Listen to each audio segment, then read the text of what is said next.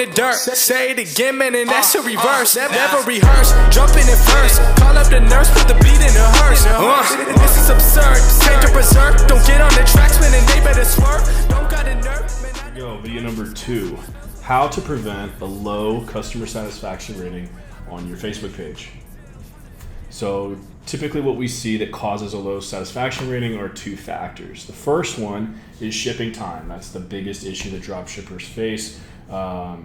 And I have spent the last year and a half fixing this problem. We've gotten our shipping times from China to the US down to about 12 days on average.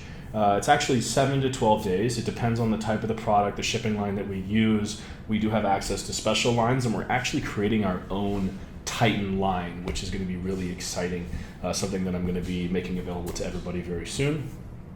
And as you know, I'm actually here in my penthouse in Toronto, and we are opening a warehouse. I have my team's actually starting in just a few days, so I'm not sure which day this video is going to release, but within the next 3 to 4 weeks, we're going to be shipping packages to the US from our warehouse here in Toronto. So that means less than 5-day shipping, guys. It's totally going to eliminate the issue of shipping, slow shipping times. Really, really exciting news. And again, all you have to do to use our service to qualify is to be processing more than 20 orders a day, and that's it. There are some other tiny factors that might prevent you from being able to use us. Like if you're selling an item that costs less than like $1 or something, it's very hard for us to bring that item in and give you a good deal, because it's so cheap to justify our labor. It doesn't really make sense. I mean, we could do it, but it's going to cost you more than it would from AliExpress, and it's really a huge part of our goal is to not only improve the quality of the service, to have faster shipping times, to automate the fulfillment. Everything's completely automated. But also to save you money. We want to bring your costs down. So anyway, so that's number 1, is improve your shipping times and the shipping reliability, making sure the packages are actually getting delivered. Number 2 is product quality. So we've also been working very hard on this. A lot of that comes down to quality control. It comes down to having a warehouse team actually inspecting the products before they're shipped to the customer, making sure that they're not broken, that there's no significant defects, that the customers are getting what they ordered, and that they're going to be happy with it. And we do this, some of the measures that we've implemented to do this, we generally bring in samples from multiple factories. So whatever you're selling, we'll locate several factories that make that same exact product, and we'll ask them for samples. They'll ship them to us. We'll usually get them in 24 to 48 hours from when we make the request. And we'll compare the quality, we'll compare the pricing, the packaging, everything, and pick the best one for you. And if there's a discrepancy where it's like, the quality is only a little bit better, but the price is way higher, then we'll let you make that decision. But we want to make sure that we're checking all of our options. And then obviously, as the packages are coming in, as the products are coming in, our warehouse team is actually inspecting them before they go out, reduces the likelihood of product quality issues significantly. So if you're able to address those 2 issues, you should be able to prevent your page score from being under a 2. So if it's under a 2, Facebook will penalize your ad reach. So basically you'll have to spend more money to deliver the same ad to the same amount of people. Your ad spend is going to go up. This makes it harder to maintain profitability, and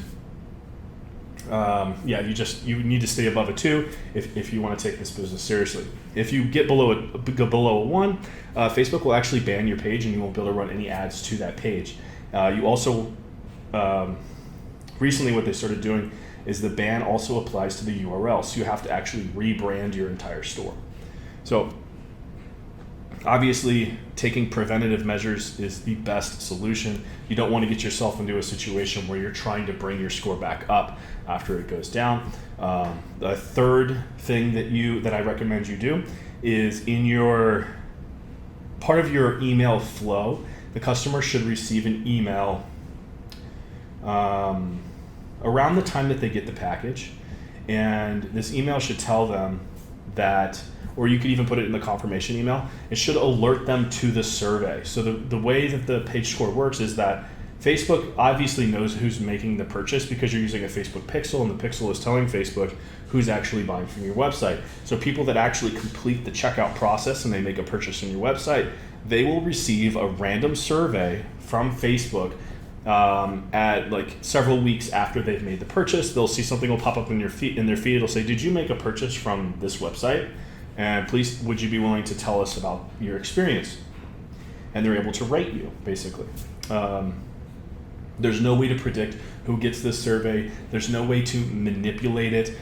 Trust me, I've tried, and plenty of other people have tried to manipulate this process, and ultimately we're just forced to kind of deal with the hand we're dealt here.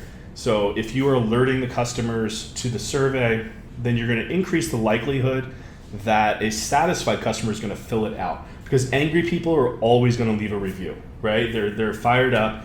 I think upset, angry customers are 3 times more likely to leave a review than a happy one. And so you're already at a disadvantage. Even if you're delivering amazing service and quality products, there's still a chance that the negative reviews are going to come in and the good ones won't, and you could still get banned. I mean, I've had pages get banned after 1 review. The page was live for like 6 weeks. We had 1 review come back, and the page got banned. So taking preventative measures is an absolute must these days. Break.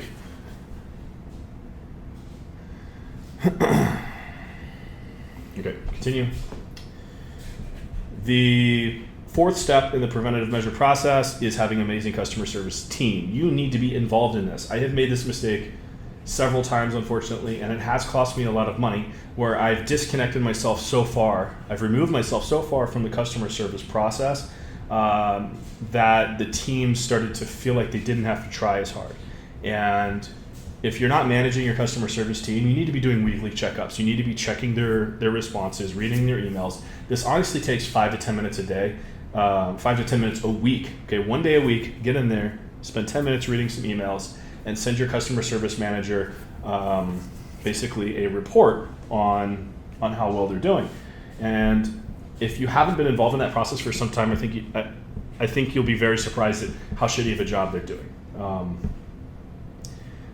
If you're using Filipino VAs or VAs from any other country, typically people use onlinejobs.ph to hire the VAs.